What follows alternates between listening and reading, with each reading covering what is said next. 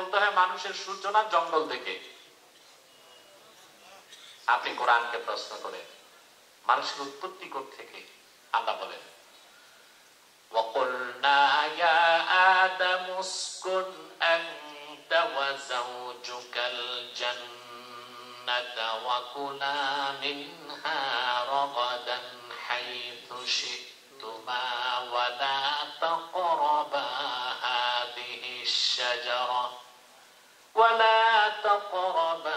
هَذِهِ الشَّجَرَةَ فَتَكُونَا مِنَ الظَّالِمِينَ।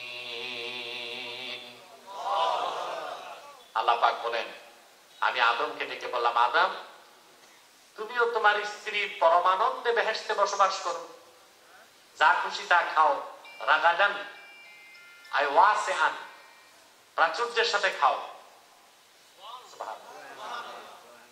ওয়ালা তাকরাবা হাযিহি শাজারা, আর এই একটা বৃক্ষের কাছেও যেও না। যদি যাও স্বামী স্ত্রী দুজনেই জালেমদের কাতারে শামিল হয়ে যাবা। তাহলে আমরা জবাব পেলাম মানব জাতির সূচনা জান্নাত থেকে। বাপের বাড়ি কই? মায়ের বাড়ি। সুবহানাল্লাহ। মানুষ ও মানবতাকে সমুন্নত করেছে কোরআন, আর মানুষ ও মানবতাকে অপমানিত করেছে তথাকথিত বিজ্ঞান। বিজ্ঞান মানলে বলতে হয় মানুষের উৎপত্তি জঙ্গল থেকে, আর কোরআন মানলে বলতে হয় মানুষের উৎপত্তি কোথায় জঙ্গল আর কোথায় জান্নাত। বাপের বাড়ি আমাদের, মায়ের বাড়ি। আমরা এখন নিজ বাড়ি থেকে বিতাড়িত, ঠিক না? বাপের বাড়ি আসল বাড়ি, ঠিক না? আপনাদের অবশ্য অনেকে শ্বশুর বাড়ি যে ঘর বাড়ি করে, ঘর জামাই টাইপের কিছু লোক আছে, আছে না? বিশেষ করে দেখা যায় গ্রাম দেশে যুবকরা এই অন্যায় কাজটা করে। বাবা প্রচন্ড পরিশ্রম করে পড়াশোনা করায়, রক্ত পানি করা ঘামের পয়সায় বিদেশ পাঠায়, জমি জমা বেচে সন্তান বিদেশ যে আয় সারাম করে শ্বশুর বাড়ি, বাবার খোঁজ খবর নেয় না, মায়ের খোঁজ খবর নেয় না। ব্যাংকের অ্যাকাউন্ট করে বউয়ের নামে, ঠিক না? কুমিল্লার রসমালাই, টাঙ্গাইলের চমচম শ্বশুর পায়, বাপ পায় না, আছে না? পরে আল্লাহর গজবও আসে। 10 বছর পর বিদেশ থেকে এসে দেখে ঘরের বিছানাও খালি, ব্যাংকের অ্যাকাউন্টও খালি। বউ আরেকজনের হাত ধরে অজানা দেশে পানি জমাইছে।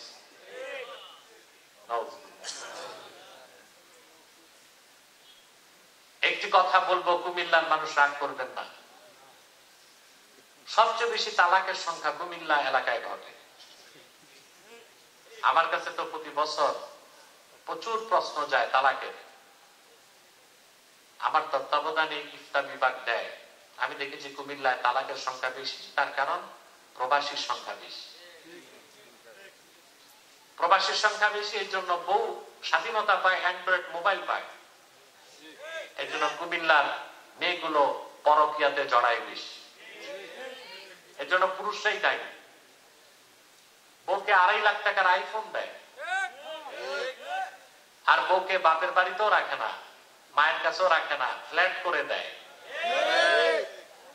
একটা যুবতী মেয়ের কাছে ফেসবুক আছে, আর ব্যাংকে গরম পয়সা আছে, আর পর্দা নাই। এর কাছে তো শয়তান একটা না, 1 ডজন শয়তান থাকার কথা। তারপরে সংসার ভেঙে গেলে যুবকটা কপাল পিটায়, করলাম কি? যা করছো তুমি দায়ী, ঠিক না? আপনারা যুবকদের বলছি, আপনাদের স্ত্রীদেরকে হয় মায়ের কাছে রাখবেন, আপনার তার মায়ের কাছে রাখবেন, একাই কি দিবেন না। আর এই আইফোন দিবেন না, দিলেও ফেসবুক চালাবার অনুমতি দিবেন না। এটা মেয়েদেরকে নষ্ট করে দিচ্ছে। কুমিল্লাবাসী রাগ করলেন আমার কথা? যা বলেছি আপনাদের স্বার্থেই তো বললাম, ঠিক না? তাহলে আমাদের বাপের বাড়ি কই? এখানে তো বাইরের লোক থাকতে পারে, নোয়াখালীর লোক যদি থাকেন বাড়ি কই? না, বলবে নোয়াখালী চৌমোহনী ধরেন। হ্যাঁ, আর বাড়ি হাঁটারি বাড়ি রিস্কিনে থাকেই খাবে, কিন্তু হাঁটারি বাড়ির রিস্কিনে কেন বলছে? ওটা তার বাপের বাড়ি। তো বরিশালের লোক থাকলে বাড়ি কই? কয় মোর বাড়ি হট্টাখালী, ওটা বাপের বাড়ি পটুয়াখালী। এখানে যে বাড়ি এটার কথা বলে না, বলে কোনটা? আসল বাড়ির কথা। আমাদের বাপের বাড়ি জান্নাত, মায়ের বাড়ি জান্নাত। ওখান থেকে আমাদের পিতা মাতাকে বের করার পিছনে চক্রান্ত করেছে শয়তান। আমাদের সবচেয়ে বড় শত্রু শয়তান, আমাদের বাড়ি ছাড়া করছে, ঠিক না? 3 নম্বর প্রশ্ন। প্রথম প্রশ্ন ছিল আমি কে? জবাব পেয়েছি আমি আল্লাহর শ্রেষ্ঠ সৃষ্টি। দ্বিতীয় প্রশ্ন, আমাদের আসল মানব জাতির উৎস কি? বাবার বাড়ি কই? আমরা পেয়েছি জান্নাত। 3 নম্বর প্রশ্ন, কেন আল্লাহ আমাদেরকে সৃষ্টি করলেন, কি কারণ? আপনি যদি ভোগবাদী যারা, নাস্তিকবাদী যারা, কোরআন সুন্নাহর বিশ্বাস নাই, বিজ্ঞান প্রযুক্তি আর ভোগবাদে বিশ্বাসী, যাদেরকে বলা হয় ন্যাচারালিস্ট, ম্যাটারালিস্ট, প্রকৃতিবাদী, বস্তুবাদী, ওরা আখিরাতকে বিশ্বাস করে না, পরকালকে বিশ্বাস করে না। ওরা মনে করে দুনিয়াটাই শুরু, দুনিয়াটাই শেষ। আমরা কেন ফুর্তি করবো, আনন্দ করব, বিয়ে শাদী করবো, বাচ্চা পয়দা করব, চাকরি করব, ব্যবসা করব, মোজ মাস্তি করব, মারা যাব, শেষ। এটা ওদের জীবনের লক্ষ্য উদ্দেশ্য। আর মুমিনকে যদি প্রশ্ন করা হয় তুমি কেন, এই জীবনটাই কি তোমার শেষ? কোরআন জবাব দিয়েছে, ওয়ামা খালাকতুল জিন্না ওয়াল ইনসা ইল্লা লিয়াবুদুন। আমি মানুষ আর জিনকে সৃষ্টি করেছি একমাত্র আমার ইবাদতের জন্য। এটাই আমাদের আজকের আলোচ্য বিষয়। সূরা বাকারার শুরু থেকে আল্লাহ তাআলা মানব জাতির 3টা শ্রেণী উল্লেখ করলেন। 21 নম্বর আয়াতে নির্দেশ করলেন তোমরা তোমাদের রবের ইবাদত করো। তা আমাদেরকে সৃষ্টির মূল উদ্দেশ্যই হচ্ছে আমরা আল্লাহর ইবাদত করব। সুবহানাল্লাহ বলবেন না? আমার ভাইয়েরা, আল্লাহর ইবাদতের হাকিকত কি? যতক্ষণ মানুষের অস্তিত্ব আছে ততক্ষণ পর্যন্ত সে তার রবের ইবাদত করতে বাধ্য। ইবাদতটা ঐচ্ছিক বিষয় নয়, বান্দা বাধ্য আল্লাহর ইবাদত করতে।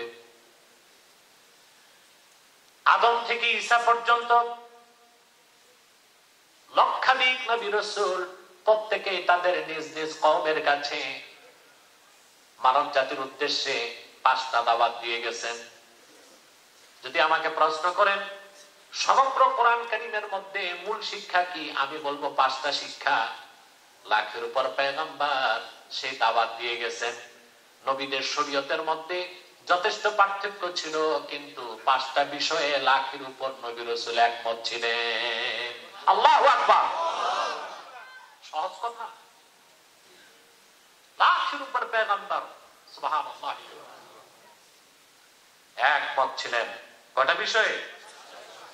5টি বিষয়। প্রথম যে বিষয়ে লক্ষাধিক নবী রাসূল একমত ছিলেন তা হচ্ছে আল্লাহর পক্ষ থেকে যত নবী রাসূল এসেছেন তারা প্রত্যেকে নিজ নিজ সময়ে নিজ নিজ দেশে নিজ নিজ জাতিকে দাওয়াত দিয়েছেন লা ইলাহা ইল্লাল্লাহ, আল্লাহর তাওহীদের দাওয়াত। আল্লাহ ছাড়া